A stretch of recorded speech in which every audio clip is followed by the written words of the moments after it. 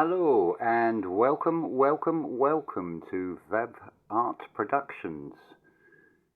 First in a series of videos which combines a visual. In this case we're going to feature a living artist called Sofi Gervais, who is resident in Canada, and this is one of her pictures. Hopefully the wind won't blow it away. So you have a visual to look at. It's an untitled piece, rather effective, one of my favourites of the paintings I shall feature. But on to the topic connected with Bruckner. I thought we'd start with what Bruckner is most well known for, and that is his symphonies. This is just a general overview of these symphonies in this introduction. So basically you have 11 symphonies over a period between 1863 and until his passing in 1896. They are numbered symphonies 1 to 9, but there's a peculiarity with Bruckner's symphonies that you actually get a symphony 0 and a double 0, which was actually the first. Bruckner classed this as his study symphony, and it's in the key of F minor. Then you have Symphony number 1 in C minor. This was completed in 1866, and this is where the confusion starts to come. After Symphony number 1, you have Symphony 0 in D minor. I'll explain about the numbering, and you'll find there's a lot of confusion. This is the legacy of when you are writing music for the future that is not understood by the general populace of the time. It seems almost incredible today to consider that during the 19th century, the new music, the romantic music of Berlioz, Wagner and Liszt, following on from Beethoven, would then have entrenched views. So those that were following the more traditional symphonic structure of Robert Schumann and later Johannes Brahms, it actually became akin to sectarian violence. Incredible to think that in an opera house that you would have riots and actual physical violence, but that was the strength of the feeling of the time. So back to these symphonies. Now, if you look in the playlist section under different conductors, I'll put a few links in this video to start you off.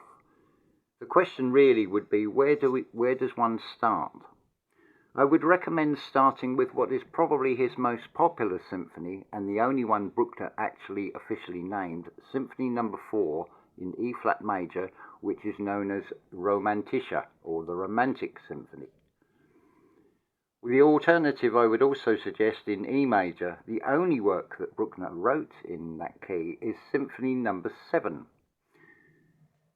So as a general overview, you have Symphony 00, the so-called study symphony, which takes its name because that's what Bruckner referred to it. He didn't class it as part of his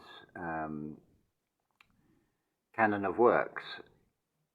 That is then followed, not chronologically, by Symphony 0, which was originally intended to be Symphony number 2, but Bruckner, for whatever reason, dismissed it and referred to it as 0, and it has basically taken on the sort of nickname of Die Nullte, or the nullified symphony.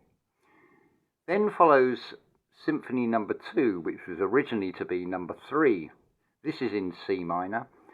This has an unofficial nickname, slightly derogatory, because it was something very different at the time it was written in 1872, and it is known as the Pausensinfonie, the Symphony of Pauses. But when you consider that Bruckner was an organist, and from an organist perspective, you do have stops in symphonies.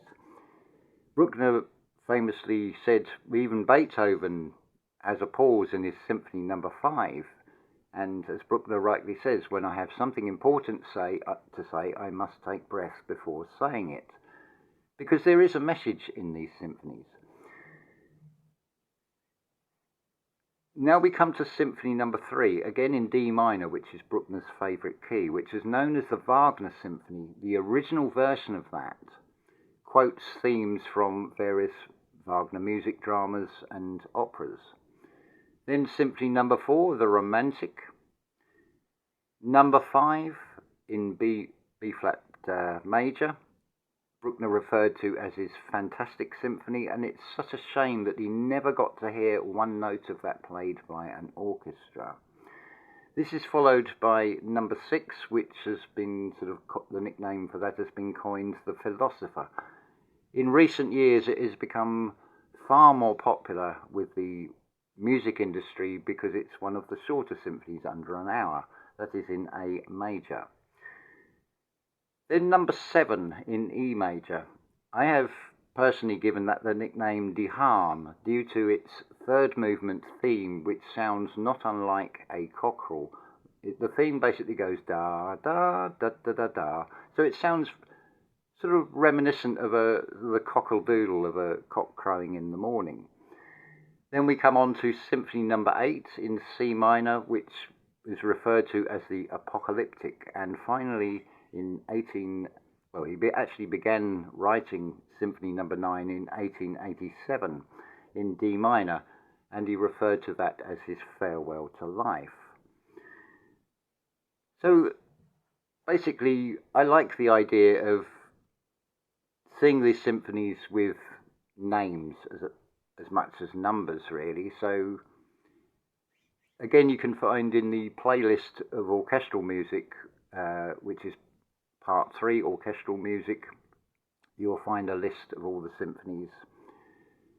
There's also the historic problem of versions. I'll come on to that on the next video, but that's a general overview, and I hope that you will appreciate the painting. We're combining art, so you have a visual, and I do not have the technology to put excerpts of music in this, but I will put links in the playlist. So that's the first video in this series. So I'm going to say love to you all, and happy exploring the music.